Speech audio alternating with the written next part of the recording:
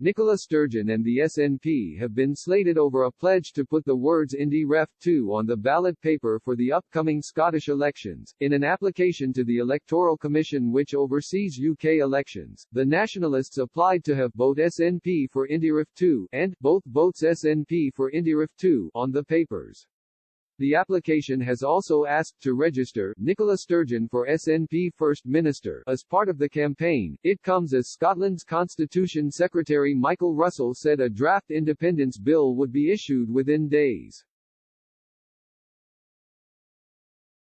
Mr. Russell said today it was up to Scottish voters in May to decide if they want a new say on the country's future. A draft referendum bill was promised in the legislative programme First Minister Nicola Sturgeon set out last year. The Scottish Government's programme for government for 2020-21 said, before the end of this Parliament, we will publish a draft bill for an independence referendum, setting out the terms of a future referendum clearly and unambiguously to the people of Scotland.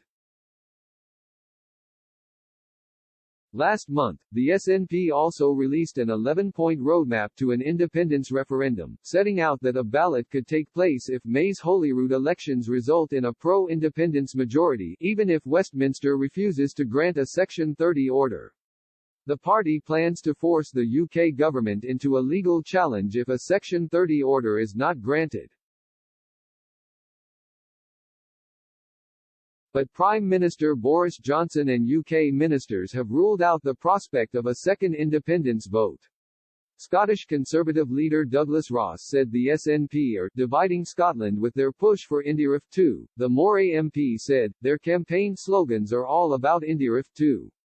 They don't even mention rebuilding Scotland or recovering from COVID-19.